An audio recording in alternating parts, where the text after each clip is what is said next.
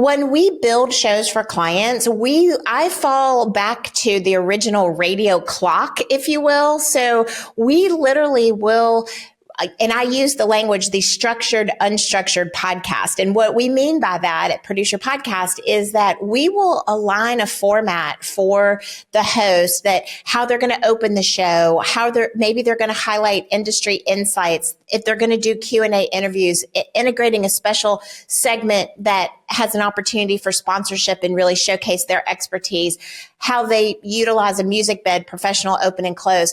So just that piece alone has been a really nice transitional piece of education and motivation for us to build shows that sound and feel and the listeners enjoy, because it's edutainment. It's not an infomercial. And I think that's just really important to start with a quality product, especially if you're a business owner. You need your podcast to be as professional as your website, as your social media. It needs to be an audio brand extension of who you are in your own voice. This is the Growth Accelerator Podcast. Now your host, Traci DeForge. Hey there. Today, I want to answer a question that I get asked so frequently, and that is, how do you generate leads with your podcast? Great question.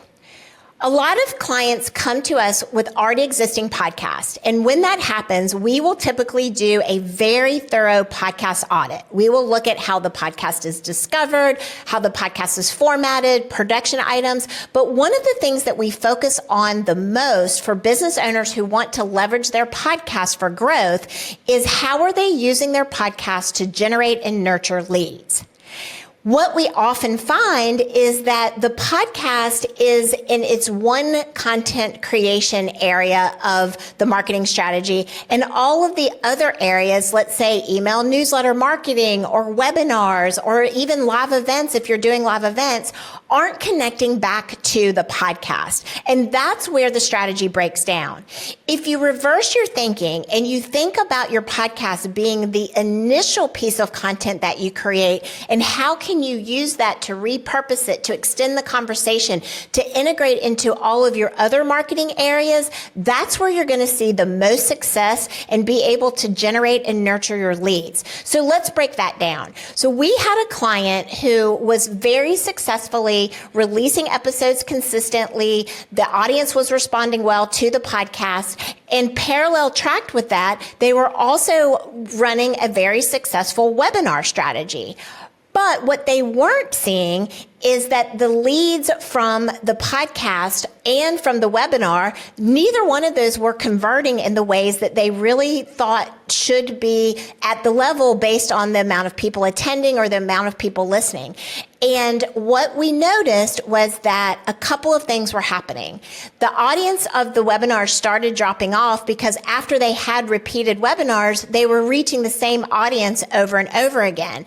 And we looked at the podcast and realized that they weren't even talking about the fact that these webinars were happening in their podcast. So the first thing that we did was make sure the messaging in the podcast were taking elements from the webinars, maybe nuggets from the content, letting people know that their webinars were happening, how to learn more about the webinars from going to their website. So we were introducing these educational deep dive opportunities to an audience that weren't already familiar with the webinars.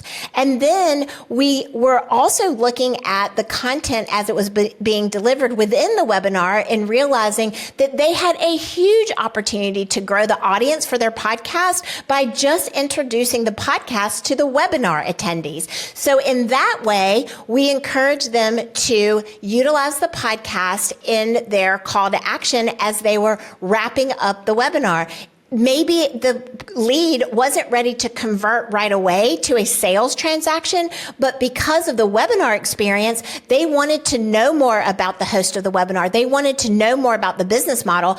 And the best way to do that was for them to be introduced to the podcast and continue to build the trust and the relationship with that lead that they generated with the webinar, nurture that through the podcast content, and then having that call to action in the podcast be to go back again to the website and really holistically fill out that circle of lead, conversation, webinar, education, podcast, lead. It all worked really well when they coexisted together. If you want to really dig into this a little bit more and talk about, okay, having that lead and then going into the funnel, the top of the funnel, the middle of the funnel, what to do with those leads, how to access some of those leads and really grow those leads into sales, check out this interview that I did with I was actually on the Rocket Fuel Metaverse Summit, and I really went into a lot more details here where you can understand the whole funnel process of optimizing your leads. Let's talk about how to get that podcast as an active lead generation machine for your business. So your top of the funnel, pretty obvious. That's where you're going to be promoting the podcast in social media posts, in messages, videos, repurposing into shorts, into reels, using the content to create blogs, utilizing it as website on your website, using it for opt-ins. So that's that top of the funnel. That's where you can go out pretty wide. And then as you start to narrow and in that middle of the funnel, that's when you've captivated the interest, people wanting to do business with you. Now what? Well, that's where you can really benefit from utilizing the podcast in pre-consultation communication, for example. So if you know one of your consults that you're going to be getting on a call with, and one of the things that they're the most interested in is scaling their business, and that's your area of expertise, then in between the time that they schedule the consult and you have the consult, pop them a link to an episode where you're showcasing your skill set on scaling your business. Create opportunities within the podcast itself where you're showcasing your clients and you're having testimonials actually integrated as part of your podcast content. Then have that clipped into a short clip and then have that sent out. We had this experience, and I love real-time examples. Again, I've been busy today. So another consult that I had today prior to this presentation, we had one call with them. They're very interested in our Growth Accelerator program to grow their show and the opportunity to grow their business with their podcast. This was the second follow-up call that we had with them. In between the first call and the second call, we sent them clips of testimonials of content that was extracted out of our show, and we sent it within the email follow-up. They were short, 40 seconds, 35, 40, 46 seconds. And on the call today, she specifically cited how she was grateful that we had sent her those short clips because it really helped her make the decision to then want to work with us. So this isn't just me making recommendations. These are the strategies that we use to grow our business at Producer Podcast, and we know that it works. Also, pre-virtual event promotions. You guys have had a lot of really great promotions happening for the event that you're showing up for today. If you're hosting your own event, utilize your own content. Get yourself pumped up in some videos and talk about your events and your podcast, and then take those clips and repurpose them. So the point is that you can not just stay with the top of the funnel for lead generation. You can really optimize a percentage of people that convert into calls and then closes with that mid funnel. And then actually, once they are in your system, making sure you're integrating it into customer welcoming, onboarding, customer questions like I'm doing today. The questions that you're hearing today, the scenarios and the solutions you're hearing today are what we use every day in our practical day-to-day operations, and using them as additional resources as client communication tools in between sessions or in between mastermind groups. So there's just so many opportunities to really align your podcast content with your customer journey. Now, let's say you're launching a show for the first time. You really want to make sure your foundational pillars are in place. Matthew Passy invited me as a guest on his podcast, Podcasting Tech, and he asked me this exact same question.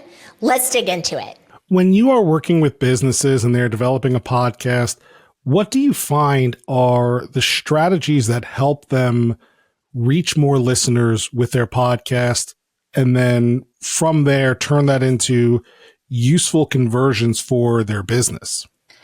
Yeah, so there's kind of for me, there's a two-pronged answer for that, and it's a carryover from your first question. So when we build shows for clients, I fall back to the original radio clock, if you will. So we literally will, and I use the language, the structured, unstructured podcast. And what we mean by that at Produce Your Podcast is that we will align a format for the host, that how they're going to open the show, maybe they're going to highlight industry insights, if they're going to do Q&A interviews, integrating a special segment that has an opportunity for sponsorship and really showcase their expertise, how they utilize a music bed, professional open and close.